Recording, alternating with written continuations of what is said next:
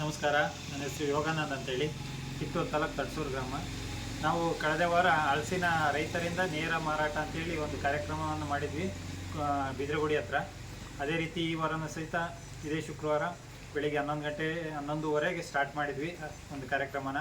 ನಾವು ಸುಮಾರು ಒಂದು 10ರಿಂದ 12 ಹಲಸಿನ ಹಣ್ಣು, ಸ್ವಲ್ಪ ಒಂದು 4-5 kg ಚಿಪ್ಸ್ ತಂದಿದ್ವಿ, ಮತ್ತು ಜೇನು ಸಹಿತ ತಂದಿದ್ವಿ. ಅದಕ್ಕೆ ಕೆಲವೊಂದು ಹಲಸಿನ ಹಣ್ಣು ರುಚಿ ಕಡಿಮೆ ಇತ್ತು. ಅಂಥ ಹಲಸಿನ ಹಣ್ಣನ್ನು ನಾವು ಪೀಸ್ ಮಾಡಿ ಅದಕ್ಕೆ ಜೇನುತುಪ್ಪ ಮತ್ತು ತೆಂಗಿನಕಾಯಿನ ಪುಡಿ ಮಾಡಿ ಹಾಕಿ ಅದನ್ನು ಸೇಲ್ ಮಾಡಿದ್ವಿ. ಮತ್ತು ಹಲಸಿನ ಚಿಪ್ಸು ಮಾಡಿದ್ವಿ.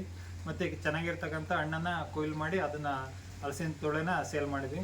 ಸುಮಾರು ನಮಗೆ ಇವತ್ತು ಒಂದು 2,400ರಿಂದ 2,700 ರೂಪಾಯಿ ತನಕ 2,700 ರೂಪಾಯಿ ದುಡ್ಡಾಗಿದೆ ನಮ್ಮದು ಇವತ್ತು ಟೋಟಲ್ಲು.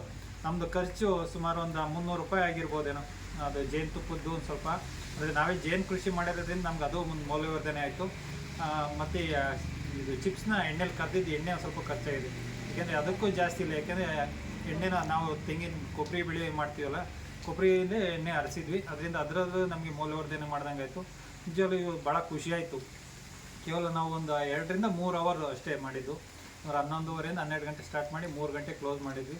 ಸುಮಾರು ಒಂದು 2,500 ರೂಪಾಯಿ ಅಮೌಂಟ್ ಆಗಿದೆ. ನಿಜವಾಗ್ಲೂ ಖುಷಿ ಆಯಿತು. ಮುಂದಿನ ದಿನ ಇದನ್ನೇ ಕಂಟಿನ್ಯೂ ಮಾಡಬೇಕು ಅಂದ್ಕೊಂಡಿದ್ವಿ. ನೆಕ್ಸ್ಟ್ ವೀಕ್ ಒಂದು ಡೇಟ್ ಫಿಕ್ಸ್ ಮಾಡಿಲ್ಲ, ನೆಕ್ಸ್ಟ್ ವೀಕ್ ಒಂದು ಕಾರ್ಯಕ್ರಮ ಮಾಡಿ ಇನ್ನು ಹಣ್ಣಲ್ಲಿ ಮುಗಿಯೋಕ್ಕೆ ಬಂದಿದೆ.